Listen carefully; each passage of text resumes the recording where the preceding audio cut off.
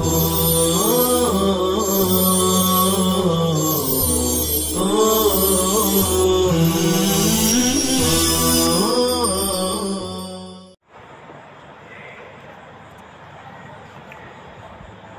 اللہ الرحمن الرحیم الحمدللہ رب العالمین والصلاة والسلام علی سید المرسلین وعلی آلہ واصحابہ الطیبین الطاہرین اما بعد۔ کتاب الجنائز الفصل الاول۔ عن ابی موسیٰ رضی اللہ تعالی عنہ قال قال رسول اللہ صلی اللہ علیہ وسلم اطعم الجاعی وعود المریض وفک العانیہ۔ وعن ابی ہریرہ رضی اللہ تعالی عنہ قال قال رسول اللہ صلی اللہ علیہ وسلم حق المسلم علی المسلم خمس: رد السلام وعیادۃ المریض واتباع الجنائز واجابۃ الدعوہ وتشمیت العاطس۔ وعنہ قال قال رسول اللہ صلی اللہ علیہ وسلم حق المسلم علی المسلم ست: قیل ما ہن یا رسول اللہ؟ قال اذا لقیتہ فسلم علیہ واذا دعاک فاجبہ واذا استنصحک فانصح لہ واذا عطس فحمد اللہ فشمتہ واذا مرض فعودہ وَإِذَا مَاتَ فَاتَّبِعْهُ۔ رواہ مسلم۔ عزیز طلبہ، مشکوٰۃ شریف جلد اول کے دوسرے حصے کا آج پہلا سبق شروع ہو رہا ہے۔ کتاب الجنائز، جنازے کا بیان۔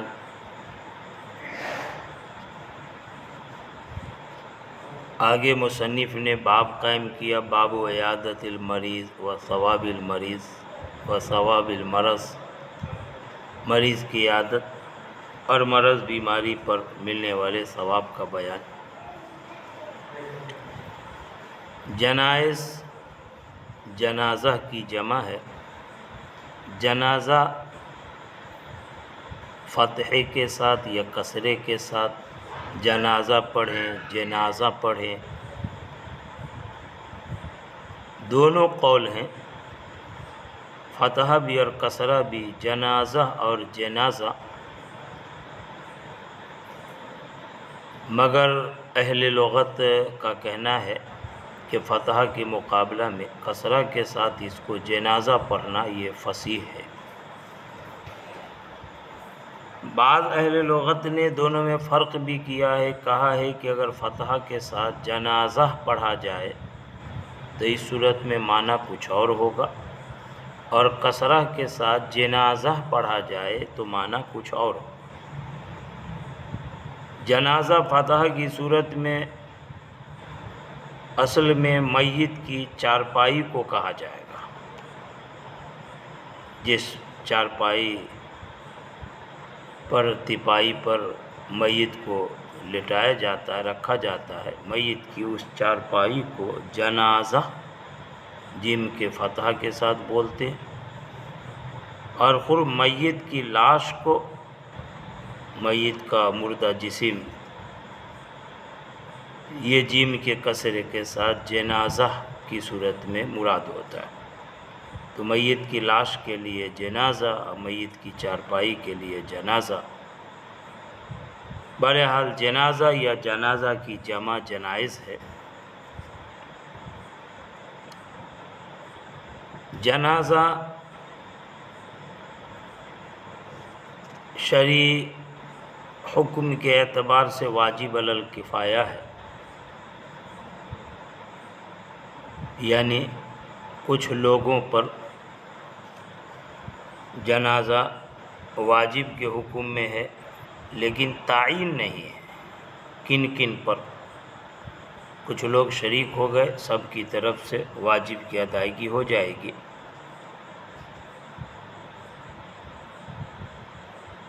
لیکن اگر کوئی جنازے پر حاضر ہی ہو جائے، جنازہ اس کے سامنے آ جائے تو ایسی صورت میں اس پر فرض عین ہو جاتا ہے کہ اس میں شریک ہو۔ مریض کی عیادت اور مرض پر ملنے والے ثواب کو مصنف آگے بیان کریں گے۔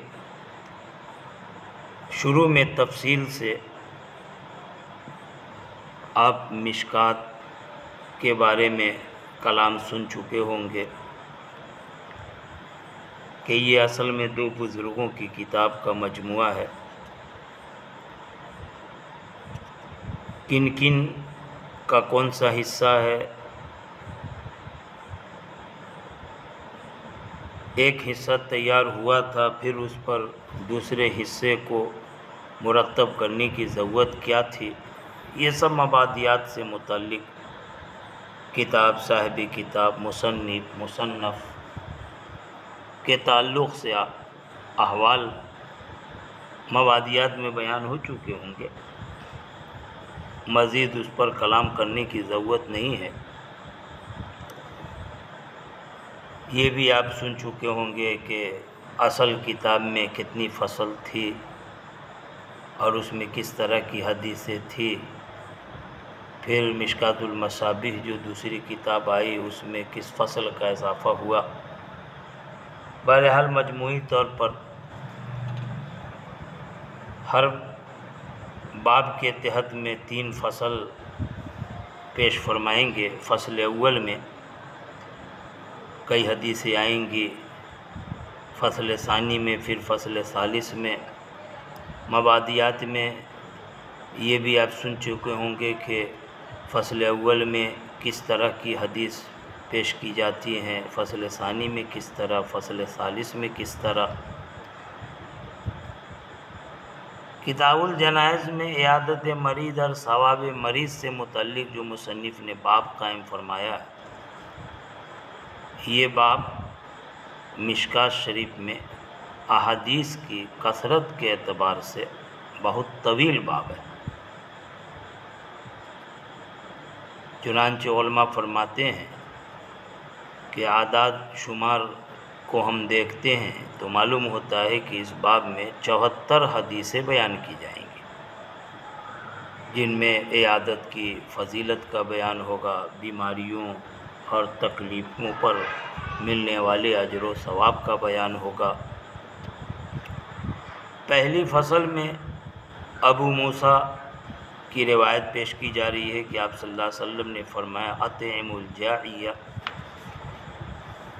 بھوکے کو کھانا کھلاؤ، وعودوا المریض، اور بیمار کی عیادت کرو، وفکوا العانیہ، اور قیدی کو چھڑاؤ۔ اصل میں اس حدیث پاک میں 3 طرح کے پریشان حال لوگوں کی مدد کرنے کو اسلام کا حکم بیان کیا گیا۔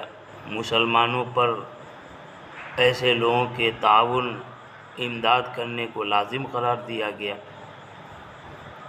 پہلا شخص تو وہ جو محتاج ہو، پریشان ہو، مجبور ہو، غریب ہو،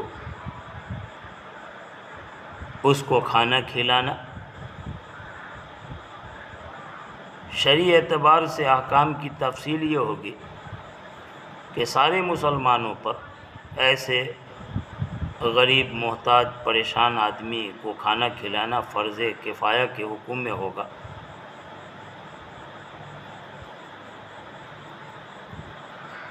اور یہ فرض کفایہ یعنی کسی نے بھی کھلا دیا، اس کی بھوک کی ضرورت کو پوری کر دی تو سب کی طرف سے ادا ہو جائے گا، لیکن اگر کسی نے نہیں کیا تو سب لوگ گنہگار ہوں گے۔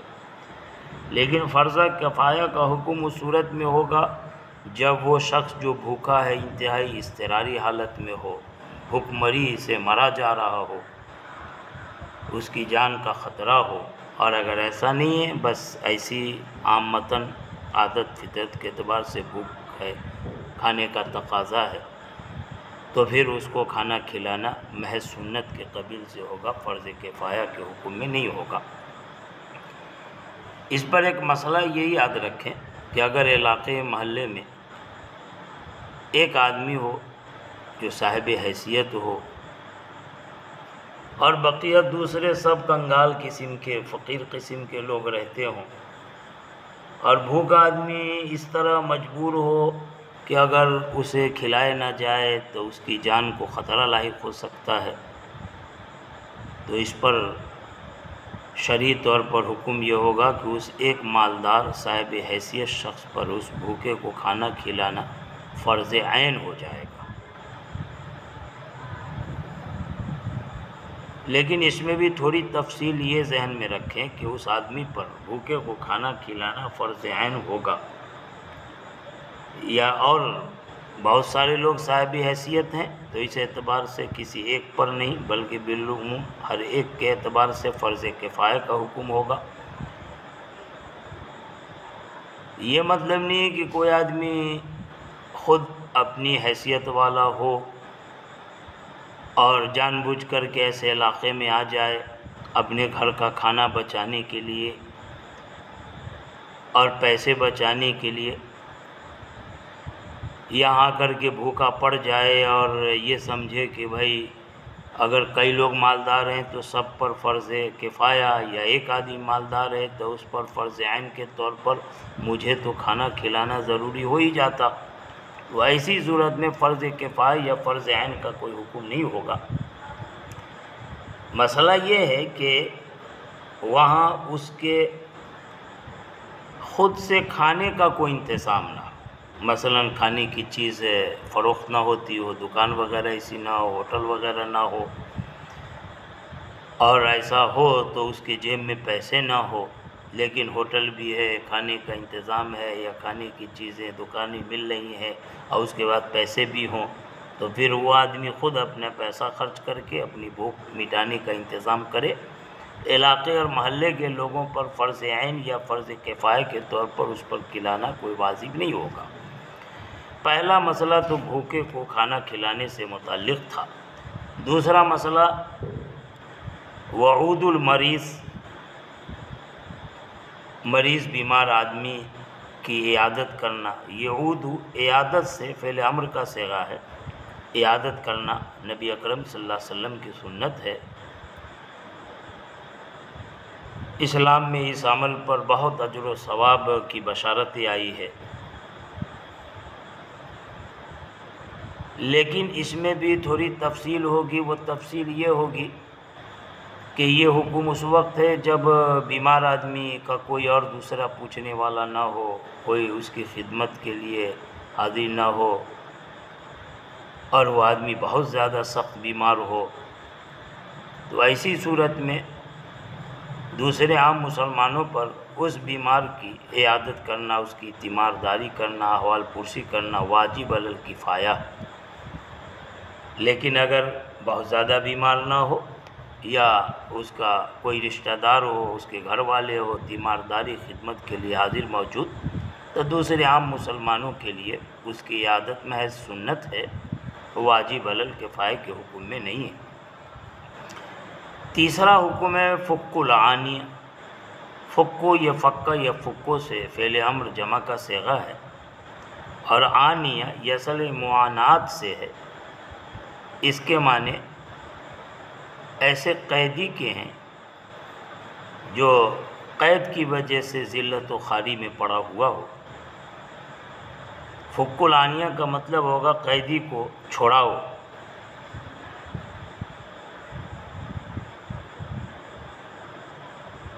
اس کے حکم کی تفصیل بیان کرتے ابن مالک کا قول یہ ہے کہ اس طرح کے قیدی جو جبر اور ظلم کی وجہ سے قید ہوئے ہوں، اسلام کے دشمن لوگوں کے پاس بیجا بلا کسی وجہ کے قید ہو گئے ہوں، تو ایسی صورت میں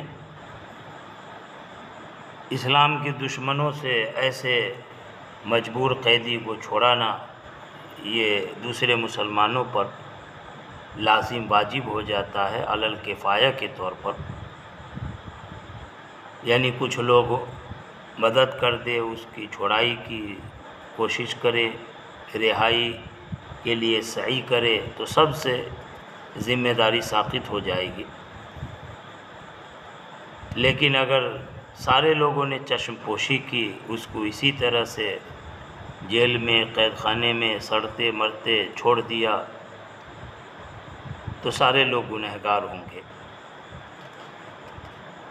بہرحال یہ 3 طرح کے احکام تھے جو اصل میں اخلاقیات اور انسانیت کی تعلیم کے قبیل کے احکام ہیں۔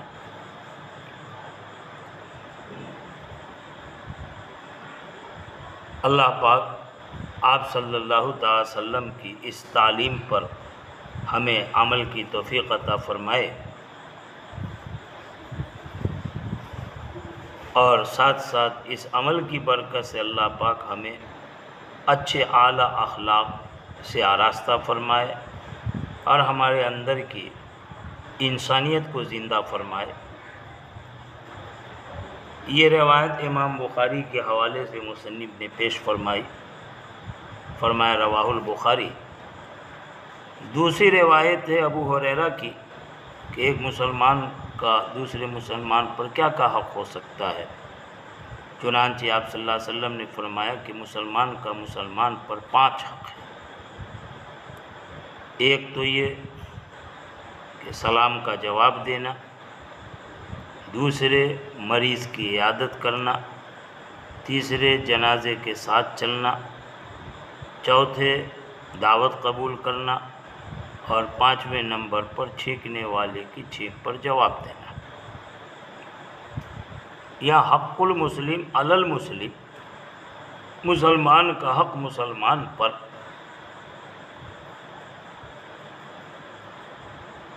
اس تعبیر سے ایک بات سمجھ میں آتی ہے کہ اسلام جس سے ایک مسلمان کی پہچان ہوتی ہے، دین اسلام محبت، ایک دوسرے کی مروت، ایک دوسرے کے کام آنے، خود امن سے رہیں، دوسروں کو امن کے ساتھ رہنے دیں، بس اس کا نام دین اسلام ہے، جس میں اتحاد، اتفاق، آپس کا ربط، آپس کا تعلق، یہ ساری چیزیں آ جاتی ہیں۔ صرف یہ مطلب نہیں کہ یہ کام کر لیں اور پھر آخرت میں اجر و ثواب بٹور لیں، بلکہ مطلب یہ ہے کہ دنیا کے اعتبار سے ہم ایک دوسرے کے حق کو سمجھیں، پہچانیں، ادا کریں، تاکہ آپس میں محبت کا رشتہ استوار ہو سکے۔ لہذا مسلمانوں کو اس طرح کی دعوت اپنے قول سے بھی اور اس سے بڑھ کے اپنے فعل، اپنے عمل سے بھی عام کرنے کی ضرورت ہے۔ بہرحال نبی صلی اللہ تعالی وسلم کی ان واضح تعلیمات سے ایک بات سمجھ میں آ جاتی ہے کہ ہمارا دین کس قدر کامل اور مکمل دین ہے، جس میں انسان کے ہر طبقے، ہر درجے کے لوگوں کے تمام احوال اور تمام حقوق کی رعایت رکھی گئی ہے۔ یہاں مسلمانوں کا مسلمانوں پر 5 حق بیان کیا گیا، ہاں کہ آگے جو روایت آ رہی ہے تیسری، اس روایت میں اور بھی دوسرے حقوق کا ذکر ہے، اور دوسری روایت میں ان کے علاوہ بھی اور دوسرے حقوق کا بیان ہوگا۔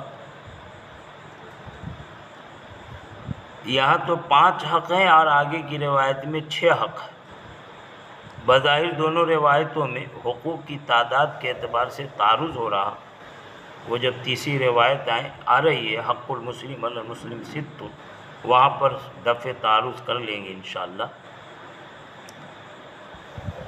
بہرحال ایک مسلمان کا دوسرے مسلمان کو سلام کرنا یہ مسلمان کے حقوق میں سے ہے، شرعی حکم میں یہ آپ صلی اللہ علیہ وسلم کی سنت ہے۔ سلام کی سنت کو زندہ کرنے پر بڑا اجر و ثواب ہے۔ سلام کرنا تو سنت ہے، لیکن اس سلام پر جواب دینا یہ واجب ہے۔ لیکن ہاں، سلام کرنا، سلام میں پہل کرنا بہت اجر و ثواب کا کام ہے، مگر علماء نے فرمایا ہے کہ اس میں مسلم علیہ جس کو سلام کیا جا رہا اس کو دیکھنا چاہیے کہ وہ آدمی کہیں فاسق فاجر تو نہیں ہے کہ کھلے عام گناہوں کا ارتکاب کرتا ہے، علانیہ منع کرنے کے باوجود بھی باز نہیں رہتا، یا سنت کو چھوڑ کے بدعات خرافات میں پڑتا ہے، اور نادانی جہالت میں نہیں بلکہ جان بوجھ کر کے ایسا کرتا ہے۔ جو بظاہر اسلام کا لیبل لگا رکھا ہے، مسلمان کہلاتا ہے، مگر اس کے کردار، اس کے عمل سے، اس کے معاملات، اس کے اخلاق سے دین اسلام بدنام ہو رہا، تو ایسی صورت میں علماء نے فرمایا ہے کہ ایسے آدمی کو سلام نہ کرنا چاہیے، سلام کرنے میں پہل نہیں کرنا چاہیے۔ وجہ یہ ہے کہ سلام جہاں دعا ہے سلامتی کی، وہیں اس میں تعظیم بھی ہے، اور ایسا آدمی جو اسلام کا نہیں ہے، اس سے اسلام بدنام ہو رہا، وہ آدمی تعظیم کے لائق نہیں ہے۔ پہلا حق تھا رد السلام، سلام کا جواب دینا۔ دوسرا حق عیادت المریض، مریض کی عیادت کرنا۔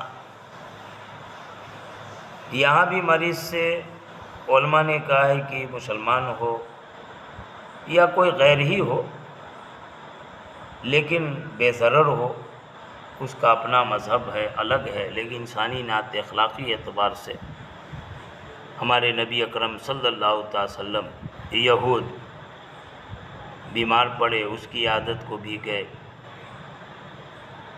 اسلام دشمن بڑھیا بیمار پڑی، اس کی عیادت خبر گیری کو گئے۔ یہ آپ کے اعلیٰ کریمانہ اخلاق کی بات۔ لیکن جو آدمی اپنے قول فعل کردار سے اسلام کو بدنام کر رہا ہو، اسلام سے خارج ہو لیکن خود کو مسلمان کہہ رہا ہو، یا بدعتی ہو، یا کھلے عام فسق و فجور کا ارتکاب کرنے والا، تو ایسے آدمی کے بارے میں بھی مسئلہ یہ ہے کہ ایسوں کی عیادت کرنے سے اس کو اور حوصلہ ملے گا کہ چلو ہم کچھ بھی کریں، لیکن مسلمان لوگ تو ہمیں پوچھ ہی رہے ہیں، تو اسے سبق سکھانے کے لیے، دماغ ٹھکانے لگانے کے لیے اس کو اس کے حال پر چھوڑ دینا چاہیے۔ لیکن ہاں، جہاں ضرورت ہو تو وہاں عیادت کرنا چاہیے۔ آگے فرمایا واتباع الجنائز، اور جنازے کے ساتھ چلنا۔ جنازے کے ساتھ چلنا ماقبل میں جنازے کے ساتھ چلنے کے تعلق سے کچھ تفصیل سے حکم بیان کر دیا گیا تھا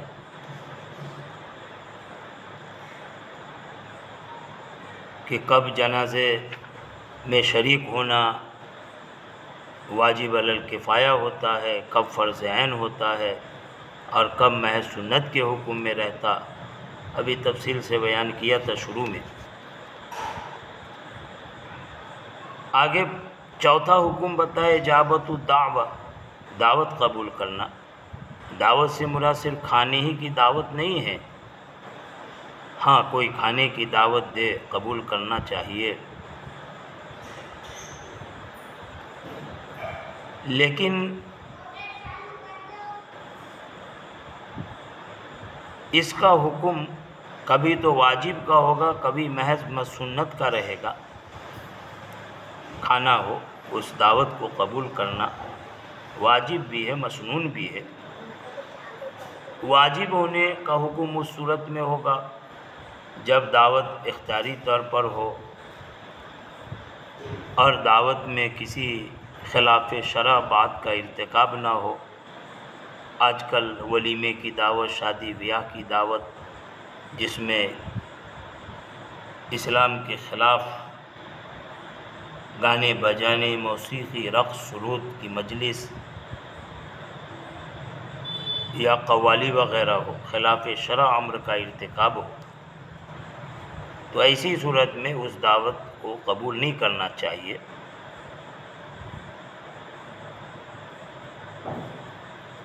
اسی طرح اس کے ذمے دعوت قبول کرنا واجب اس وقت بھی ہے جب دعوت میں پہنچنے والا، دعوت قبول کرنے والا معذور نہ ہو۔ بہرحال یہ سارے احکام تھے، ان کو ایک ساتھ نبی اکرم صلی اللہ تعالی وسلم نے اس لیے بیان فرما دیا کہ ان چیزوں کے قائم کرنے سے آپس میں تعلق بڑھتا ہے، محبت بڑھتی ہے، اور اگر ان چیزوں سے پہلو تہی اختیار کرے، ان تعلیمات سے اگر ہم الگ تھلگ رہیں تو آپس میں اعناد، دشمنی، نفرت پیدا ہوتی ہے۔ بہرحال اسلام تو محبت کا دین ہے، محبت کا مذہب ہے، لہذا محبت پیدا کرنے والی جتنی چیزیں تھیں انہیں آپ صلی اللہ علیہ وسلم نے تاکید کے طور پر بیان کرتے ہوئے حق المسلم علی المسلم فرمایا۔ یہ حق المسلم علی المسلم میں اعلیٰ یہ تاکید کے لیے ہے کہ مسلمان کا مسلمان پر جو بھی حق ہے، چاہے وہ سنت ہو یا واجب ہو، کفایہ ہو، عین ہو، بہرحال یہ مؤکد حقوق ہے۔ تاکید کے طور پر ان احکام کو بیان کیا، ان احکام کی پابندی کرنی چاہیے۔ آخر میں 5ویں نمبر پر فرمایا وہ تشمیت العاطس، اور چھینکنے والے کی چھینک کا جواب دینا۔ تشمیت یہ شماتہ سے ہے، جس کے اصل معنی الفرح بے بلیت العدو، دشمن کی مصیبت پر خوش ہونا۔ تشمیت یہ باب تفعیل سے ہے، چھینکنے والے کے چھینک کے جواب دینے کو تشمیت بولتے ہیں۔ سوال یہ ہے کہ چھینکنے والے کی چھینک پر جو جواب دیا جاتا ہے وہ جواب یہ ہے کہ رحمت کی دعا دی جاتی ہے، یرحمک اللہ۔ تو یہ تو شماتت سے مشتق ہے، اور شماتہ کے معنی تو دشمن کی مصیبت پر خوش ہونا، تو پھر تشمیت کا مطلب یرحمک اللہ کیسے ہوگا؟ اس کا جواب یہ ہے کہ تشمیت باب تفعیل سے ہے، اور یہاں باب تفعیل کی بہت ساری خاصیات میں سلب ماخذ کی خاصیت ہوگی، لہذا تشمیت کا اصل مطلب ہوگا سلب الشماتہ، شماتت کو سلب کر لیں، شماتت کی نفی کرنا۔ مطلب یہ ہے کہ وہ آدمی جس کو چھینک آئی تھی اس کا چہرہ بگڑ گیا تھا، ایک طرح کی بظاہر مصیبت ہے، لہذا اس پر کہیں اس کے دل میں خوشی نہ آ جائے کہ اچھا ہوا اس کا چہرہ بگڑا ہوا ویسی رہے، لہذا اس کی مصیبت اس چہرے کے بگڑنے، بد شکل ہونے پر جو خوشی ہوتی اسی کی نفی کرتے ہوئے کہا گیا کہ فوراً اس کو یرحمک اللہ کہو، یعنی اللہ تجھ پر رحم فرمائے۔ تو اس میں چونکہ سلب کی خاصیت ہے، سلب ماخذ، یعنی تشمیت کا مطلب ہے کہ وہ جو چہرہ بگڑا تھا، ایک مصیبت تھا، اس پر خوش نہ ہو بلکہ اس کو دور کیا جائے، اس کو ختم کیا جائے، اسے رحمت کی دعا دی جائے۔ بہرحال چھینکنے والے کی چھینک پر یرحمک اللہ کا جو جواب دیا جاتا ہے اس کو تشمیت کہتے ہیں۔ اس کے بارے میں بھی شرعی حکم ہے، ایک تو یہ کہ یہ جواب دینا بھی واجب ہے، لیکن یہ جواب دینا واجب اس وقت ہوگا جب چھینکنے والے نے چھینکا ہو اور وہاں پر جو موجود آدمی تھا اس نے اس کی چھینک کو بھی سنا اور چھینکنے والے نے الحمدللہ پڑھا ہو، ورنہ اگر وہ چھینکار ایسی رہ گیا جیسے عام غافل نادان لوگ کرتے ہیں تو اس کی چھینک پر جواب دینا کوئی لازم واجب نہیں ہے۔ لیکن ہاں ایک آدمی ایک مجلس میں ہے، ایک بار چھینک رہا، اس کو جواب دیا، اس نے الحمدللہ کہا، سننے والے نے یرحمک اللہ کا جواب دیا، لیکن بار بار وہ چھینکتا جا رہا، تو صرف ایک دفعہ اس کو جواب میں یرحمک اللہ کہنا واجب ہوگا۔ بار بار اگر اسے چھینک آ رہی ہے تو نزلہ زکام کی وجہ سے ہے۔ یہ چھینک جو ایک طرح کی نعمت ہے کہ نعمت عظیم نعمت ہے، اور اسی نعمت پر الحمدللہ وہ چھینکنے والا کہتا ہے۔ علماء نے تفصیل سے بیان فرمایا، کہا کہ اصل میں دماغ میں، سر میں دو طرح کی رگیں ہوتی ہے، ایک زکام کی، ایک جزام کی۔ جزام والی رگ زکام والی رگ پر چڑھنے لگتی ہے، اگر وہ غالب آ جاتی تو وہ آدمی جزام کی بیماری کا شکار ہو جاتا۔ لیکن اللہ کریم نے فضل فرمایا، عظیم نعمت چھینک کے ذریعے اس کو عطا فرمائی کہ فوراً چھینک لا دی، زکام کا اثر ظاہر کر دیا تو جزام کی رگ غالب نہیں آئی، مغلوب ہو گئی، اور اس طرح سے وہ آدمی جزام کے مرض کا شکار ہونے سے محفوظ رہ گیا۔ تو اللہ نے چھینک کے ذریعے بہت بڑی آنے والی مصیبت، بیماری کو دور فرمایا، تو یہ اللہ کی بڑی نعمت۔ اسی طرح چھینک پر جو الحمدللہ کہا جاتا ہے، کیونکہ جب چھینک آتی ہے تو طبیعت ہلکی ہو جاتی ہے، مزاج میں نشاط پیدا ہو جاتا ہے، ایسا لگتا ہے کہ سر پہ بوجھ تھا جو نکل گیا، تو چستی نشاط کا پیدا ہو جانا یہ بھی اللہ کی ایک بڑی نعمت ہے، اس وجہ سے اس کو الحمدللہ کہتے ہیں۔ ایک وجہ یہ بھی بیان کی جاتی ہے کہ چھینکنے پر چہرہ بگڑ جاتا ہے، اللہ اس پر قادر تھا کہ جس طرح اس کا چہرہ چھینک کی حالت میں بگڑا، اس کو ایسی بگڑا ہوا چھوڑ دے، لیکن فوراً چھینک ختم ہوئی اور اللہ نے محض اپنے فضل سے اس کے خوبصورت چہرے کو اپنی اصل حالت کی طرح لوٹا دیا، تو اس کا چہرہ جو بگڑا تھا وہ پھر اپنی اچھی حالت پر آ گیا۔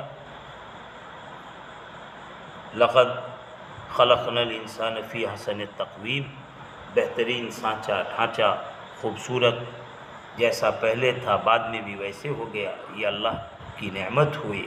اسی نعمت کا تصور کرتے ہوئے الحمدللہ کہلایا جاتا ہے کہ اللہ کی طرف سے نعمت ملی تو اس پر حمد کرو، الحمدللہ کہو، اور جب اس نے الحمدللہ کہا یعنی اللہ کے حق کو پہچانا، نعمت کی قدر کی، اس کا حق ادا کی، اللہ کی تعریف کی، تو اب سننے والا جواب میں اللہ کی طرف سے رحمت کے نازل ہونے کی دعا دیتا ہے، کہتا ہے یرحمک اللہ، اللہ تجھ پہ رحم فرمائے، یعنی اللہ جس طرح بھی مصیبت سے بچایا ویسی تیرے حال پہ رحم کھائے، آئندہ بھی جسمانی اور روحانی، ظاہری، باطنی ہر طرح کی مصیبت اور بیماریوں سے اللہ تمہاری حفاظت فرمائے، اس لیے جواب میں یرحمک اللہ کہا جاتا ہے۔ آگے تیسری حدیث رہ گئی ہے جس میں مسلمان پر 6 حقوق کا بیان ہوگا، اور 5 حق اور 6 حق تعداد کے اعتبار سے دونوں روایتیں متعارض ہوں گی، انشاءاللہ اس تعارض کو کل ختم کیا جائے گا۔ دعا ہے کہ اللہ کریم ہم مسلمانوں کو ایک دوسرے کے حقوق سمجھنے، ادا کرنے اور اپنے اخلاق کو اعلیٰ سے اعلیٰ بنانے اور نبی اکرم صلی اللہ علیہ وسلم کی تعلیمات سے اپنے اندر انسانیت کو بیدار کرنے کی اللہ ہم سب کو توفیق عطا فرمائے۔ وآخر دعوانا ان الحمدللہ۔